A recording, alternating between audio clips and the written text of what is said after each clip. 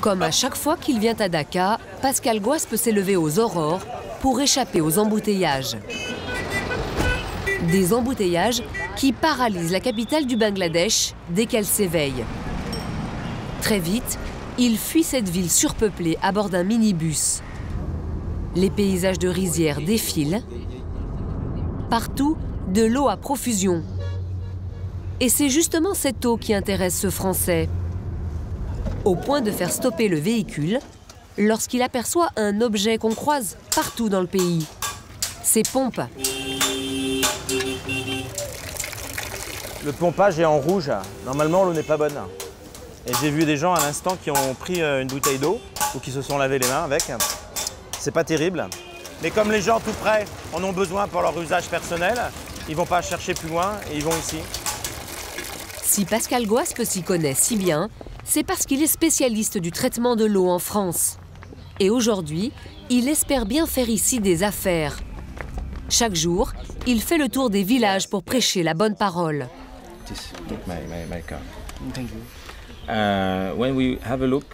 Regardez, vous voyez ici, dans ce petit village, on a installé ce système.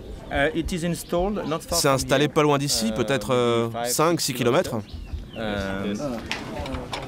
Ici, pas question de parler affaires sans prendre le temps d'aller boire le lait de noix de coco dans la maison des chefs de village. Pascal accepte de palabrer, car cela fait partie du jeu. Cheers. Cheers to you.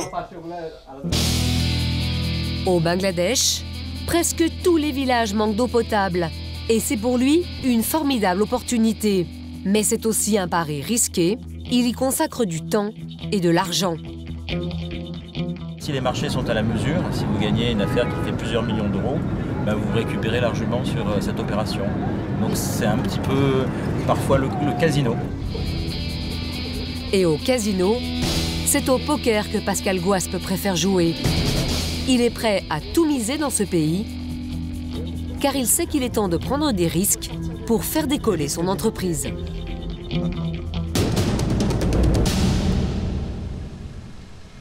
Ce goût de l'aventure de l'homme d'affaires a commencé ici, au cœur du Jura, à Lons-le-Saunier exactement. Il y a 10 ans, Pascal Goas part acheter avec toutes ses économies l'eau pure, une toute petite boîte. Bonjour, comment allez-vous? Aujourd'hui, ils sont près de 50 salariés.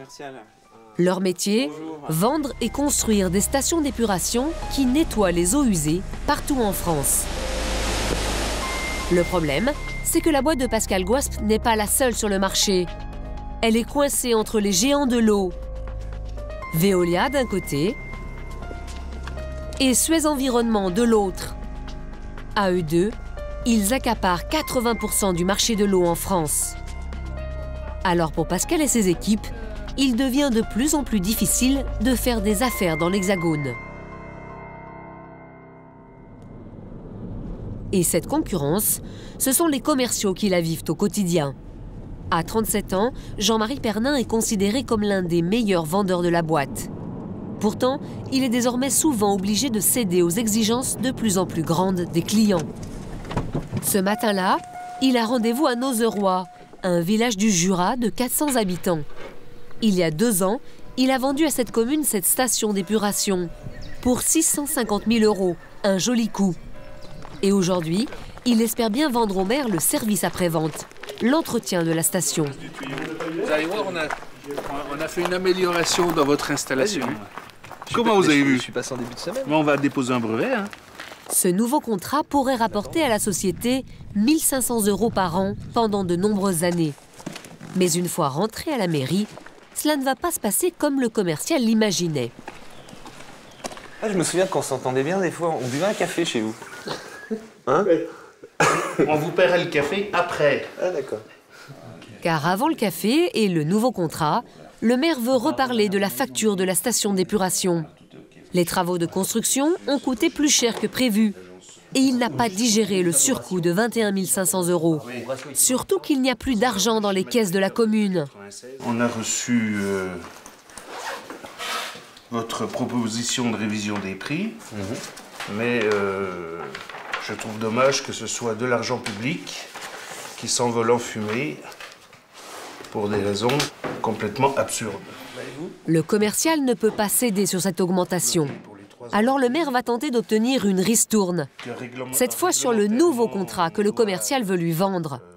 Il a déjà obtenu l'entretien gratuit de sa station d'épuration la première année, mais le maire veut plus. Alors je me demandais, puisque dans le marché, vous aviez bien consenti lors de la négociation à nous offrir une analyse la première année, si on ne pouvait pas aller au-delà. 2 heures de discussion serrée, Jean-Marie a beau être l'un des meilleurs vendeurs de son entreprise, il a fort à faire avec ce maire. Une fois qu'on a terminé ces ouvrages-là, la prestation de service, d'accompagnement de la commune, c'est quelque chose qu'on, très clairement, on fait payer aux communes, hein, suite à la première année d'exploitation. Voilà. Et après, nous, on va, selon comme se passe aujourd'hui notre rencontre, on sera amené à faire appel à telle ou telle entreprise. Vous savez que, voilà, 1 euro est 1 euro dans notre... Partout. Partout. Partout. Et ces euros, le maire de Nozeroy, il y tient. Jean-Marie comprend que pour décrocher le contrat, il va devoir offrir plusieurs années gratuites d'entretien de la station. Ce que je peux vous proposer, parce que je pense que ça va dans votre sens, ça c'est clair, et puis ça va aussi dans mon sens, c'est de faire une extension de garantie sur certaines prestations. Sur combien d'années on peut le faire, ça, il faut que je regarde aussi moi en termes d'impact financier ce que ça représente. Hein, mais on est d'accord que l'an prochain je prendrai ça pour moi. Eh ben, on va boire un petit coup. Le commercial accède au Saint Graal, le café, et c'est même open bar. Café, thé, un petit magla. Café, moi, s'il vous plaît. Mais il ne s'attendait pas à ce qu'il ait un goût si amer. Ce genre de négociation difficile, les commerciaux doivent y faire face de plus en plus souvent. Alors la solution qu'a trouvée la petite boîte jurassienne, c'est d'aller là où il y a beaucoup moins de concurrents.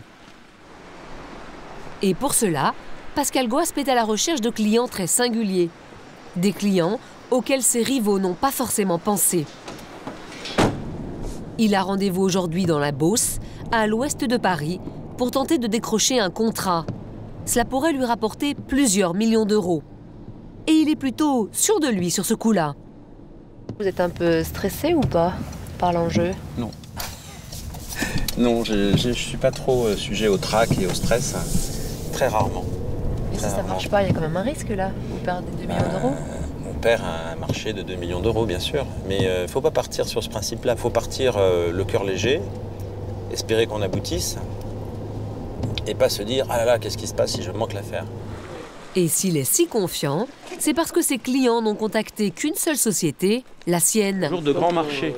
Ces clients qui peuvent lui rapporter 2 millions d'euros, ce sont ces 2 Nigériens. Un grand patron de l'industrie dans son pays et son bras droit. Des hommes d'affaires qui préfèrent rester discrets lorsqu'ils viennent en France parler business. On va passer du premier bassin au deuxième bassin.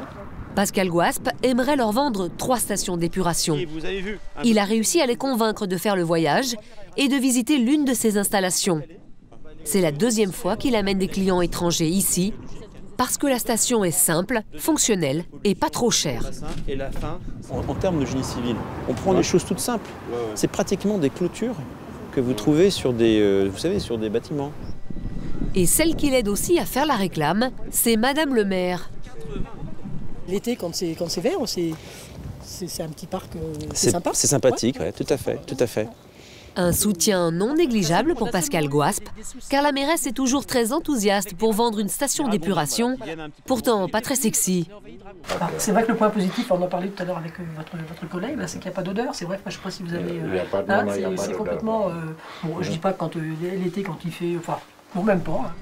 Une affaire rondement menée. Le soir même, loin de nos caméras, Pascal Goaspe et les Nigériens ont rendez-vous pour signer le contrat de 2 millions d'euros.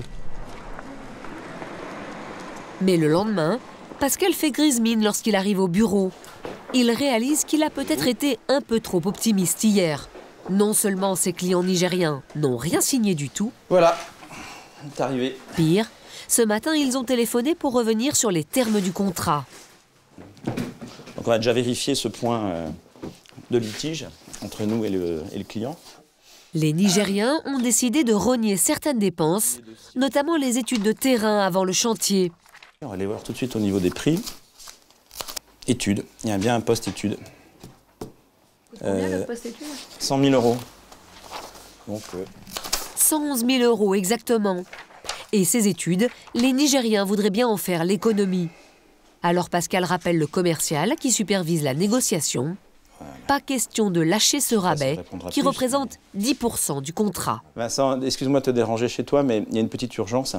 Le client du Niger, apparemment, n'est pas d'accord sur la présentation de notre offre sur les 3 études, enfin sur la 2e étude Oxylag.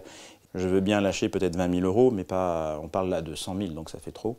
Donc tu le rappelles et tu me tiens au courant derrière ? Ça marche, à bientôt, salut.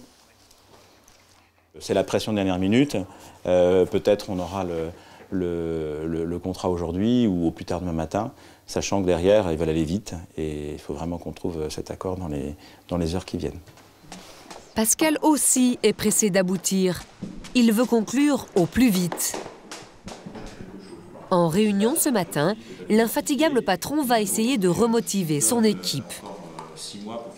Tu sais, les clients, si tu ne les relances pas, des fois c'est à force de persistance qu'on récupère les affaires. Mais comme les temps sont difficiles, il faut relancer les gens. Il ne faut pas attendre qu'ils viennent à nous. Et puis, soudain, son téléphone va interrompre la réunion. Je vais devoir m'interrompre 2 secondes parce qu'il y a 6 à 8 qui m'appellent pour le projet du Niger et il faut absolument que je gère ce sujet-là. À l'autre bout du fil, son commercial lui explique ce que les Nigériens viennent de décider. Tout rentre dans l'ordre, bien. Pourtant, les nouvelles sont mitigées. Crayon en main, Pascal fait ses calculs. Oui. Et avec la compte en même temps. Parce que c'est ça qui est le plus important, c'est-à-dire que s'il y a la compte, vraiment l'affaire est engagée. Certes, les Nigériens ont fini par accepter de débourser 111 000 € pour les études.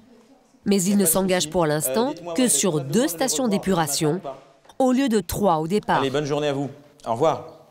Monsieur Guess, vous avez emporté le morceau sur le Niger? Je pense que c'est bien engagé, oui. Le client s'est engagé à l'oral. Champagne? Champagne quand l'argent sera là. Peut-être en mars. Je vous remercie et à l'attaque. Pour que son entreprise prospère, il sait qu'il va falloir faire encore mieux. Justement, le Niger, ce n'est qu'une étape.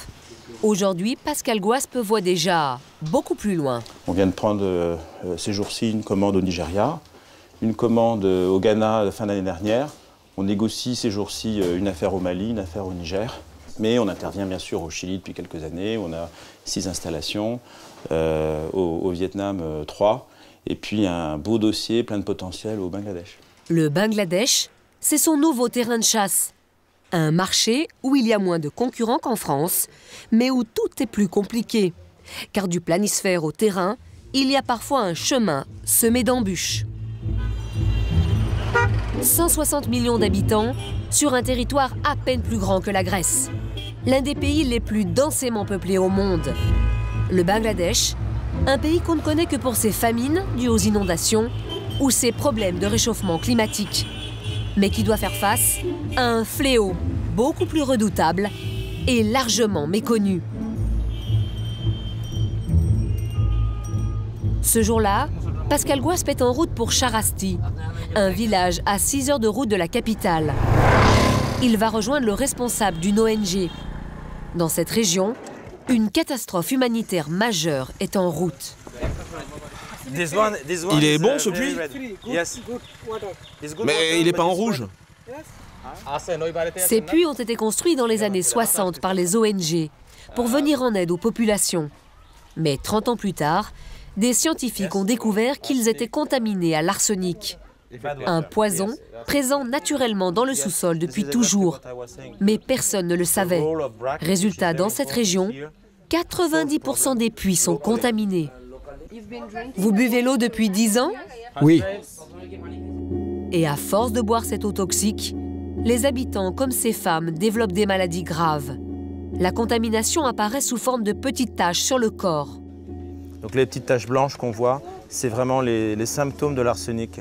Et ça veut dire que les gens sont contaminés de manière irrémédiable et que donc ils vont souffrir de ça toute leur vie. L'arsenic provoque surtout des cancers et des maladies cardiovasculaires. Le pire est à venir. Selon une étude scientifique américaine, un Bangladais sur 5 meurt aujourd'hui de l'arsenic. J'ai mal partout dans mon corps, sur le bout de mes doigts. Mon cœur me fait mal. Quand je marche vite, je suis essoufflée. Ça fait tap-tap dans ma poitrine. Je n'arrive plus à respirer. Oui, c'est tout mon corps qui me gratte. Et j'ai mal dans la gorge. J'ai mal ici et dans mon corps. Et si Pascal s'intéresse à cette situation dramatique, c'est qu'il a une solution à proposer. Un système de filtrage de l'eau que sa société a mis au point.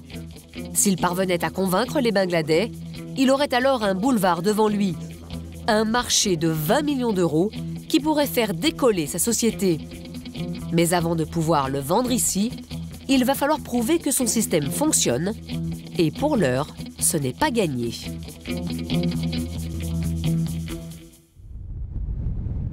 Le lendemain, Pascal a rendez-vous dans un village. Ses équipes y ont déjà installé un système de filtre expérimental. C'est la première fois qu'il vient voir le site. Il va rencontrer les jeunes gens d'une ONG qui entretiennent son installation. Hello. Bonjour. Hello, madame. Bonjour, madame. Hello. Ravi de vous rencontrer, monsieur. C'est le chef du village. Ravi de vous rencontrer, monsieur. Sur place, il retrouve aussi Nicolas, l'un de ses ingénieurs, arrivé depuis une semaine. On a testé plusieurs concentrations de l'oxydant. Voilà les pompes qu'il a installées pour filtrer l'eau et la rendre potable. Elles lui ont coûté 25 000 €. Une sorte d'installation témoin qui doit lui permettre de convaincre les pouvoirs publics d'en acheter des milliers. Je pense qu'il y a un développement de biofilm. D'accord. D'où aussi l'intérêt de mettre du chlore un peu pour... Mais le problème, c'est qu'il faut entretenir le matériel quand les Français ne sont pas là. Depuis une semaine, Nicolas l'ingénieur tente de former la jeune Narar et son bras droit Massoud. Et pour l'instant, ça ne rentre pas, malgré les fiches avec des photos qu'il a préparées. On a pris une vue globale du pilote et on leur fait simplement, ça fait partie de la formation, on fait simplement un chemin vert quand le pilote marche normalement. Et puis quand c'est fermé, on met une tache rouge. Est-ce que tu peux me montrer comment on décontamine? Ben oui, parce que c'est facile avec les photos. Pour Narar, ça commence mal. T'oublies quelque chose là? Ah oui, là on ouvre.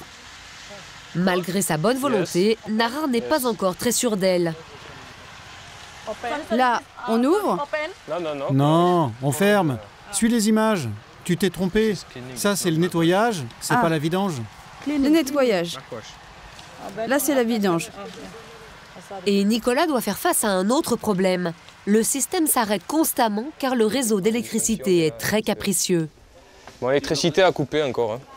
Ah, dommage. Il faut tout recommencer, quoi. Pas tout, mais bon.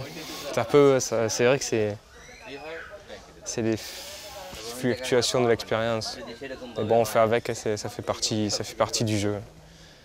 Pour pouvoir tester l'eau, il faut en effet que les pompes aient marché pendant 1 heure. Lorsque ça s'interrompt, tout est à refaire. Et quand le système redémarre, il ne faut pas non plus se faire surprendre. Toutes ces difficultés pourraient prêter à sourire. Mais pour l'heure, Pascal et Nicolas ont un autre souci à régler, plus délicat. Le chef du village vient de réaliser que lui aussi pouvait profiter de ce nouveau business. Il réclame un bakshish. Loin des regards indiscrets, Pascal négocie avec Narar ce qu'il doit donner au chef. Ok. Vous avez donné combien? 3 000. Pour qui? Pour le chef du village. Hein. 3 000? Après, c'est J'appelle le chef? Mais on lui en donne pas. Écoute, on fera ça après. Pascal va céder, car il sait que c'est l'assurance que son installation sera bien surveillée après son départ. Le chef vient percevoir sa commission, l'équivalent de 30 €, et il est apparemment très content. Il est très content. J'espère. Parce que lui, il n'a pas de travail, il est très vieux. Il n'a pas de fils, pas de fille. Ok, thank you. Vous avez des soucis parce que... Non, ça va. Il faut discuter avec les autorités locales, c'est ça? Il faut un petit peu aider les gens localement, voilà, les aider sur leur... Et vous demandez des sous Un petit peu pour entretenir le système, le surveiller. Bon, comme ça a été assez insistant aujourd'hui, on a eu le droit à 3 demandes pendant le tournage, 3 fois. Nicolas, la chef de projet et moi-même. Donc je pense qu'il était malvenu de ne pas partager le café avec eux et aussi quelque part de contribuer pour quelques euros. Merci beaucoup, ce fut un plaisir. 30 €, ce n'est pas grand-chose, mais la difficulté, c'est qu'ici, il faut donner de l'argent à tous les niveaux. Pour pouvoir vendre son système, Pascal Guaspe va devoir obtenir un agrément du ministère de la Santé. Et là encore, les fonctionnaires lui réclament de l'argent. Ils ont déjà posé quelques jalons là-dessus en demandant effectivement, pour faciliter l'opération, de les aider financièrement. Mais bien sûr, on a... C'est une sorte de backchiche, mais évidemment, nous n'acceptons pas ce genre de proposition. Nous balayons ça gentiment, diplomatiquement. Ils demandent combien? Des grosses sommes? Ils demandent quand même plusieurs milliers d'euros. Et c'est pour le pays de grosses sommes. Oui. Et si les concurrents donnent, vous serez balayés? On peut perdre une affaire, oui. Mais c'est pas dans ma philosophie. C'est dans ce ministère que des fonctionnaires lui ont réclamé plus de 20 000 $. Les dépenses s'accumulent, mais ce n'est pourtant pas suffisant.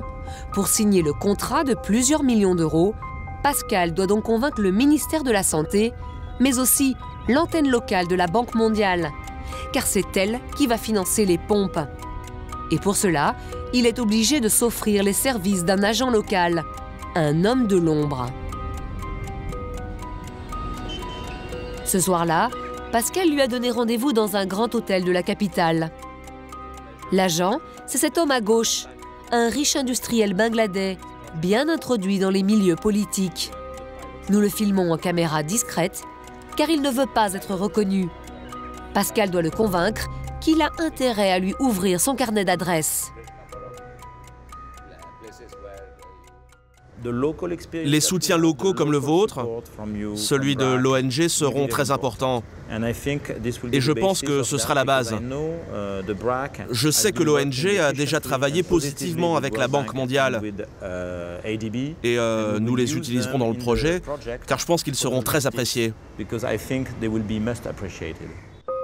Et si Pascal a besoin de lui, c'est qu'au Bangladesh, impossible d'obtenir un rendez-vous sans avoir de bonnes relations avec les autorités locales. Or, cet homme d'affaires a ses entrées partout. La discussion va s'éterniser pendant plusieurs heures. L'agent s'est un peu assoupi, jusqu'à ce que Pascal lui rappelle l'ampleur financière du projet. Plusieurs millions d'euros.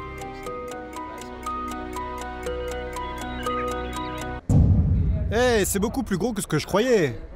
Bien, tant mieux. Je suis le président de la société, je sais de quoi on est capable. Je connais beaucoup de pays, je sais dans quel pays on peut faire du business. Et je sais qu'au Bangladesh, on peut faire du business. Si l'agent est devenu si enthousiaste, c'est qu'il va prendre 5% sur tous les contrats négociés. Notre PDG est ravi de ce retournement de situation. Quand je lui ai dit que le marché de l'arsenic pour la première phase était peut-être de 20 millions de $, ça l'a tout de suite passionné. Et vous avez dit que vous en prendriez combien? Moi, j'avais proposé d'en prendre un tiers. Il m'a dit pourquoi en prendre un tiers? Il faut tout prendre. Pascal espère une réponse des autorités bangladaises dans quelques mois. À ce jour, il a déjà dépensé 200 000 € au Bangladesh. Un risque qu'il a pris ici comme dans d'autres pays émergents. Si ça marche, le petit patron du Jura pourrait alors être propulsé dans la cour des grands.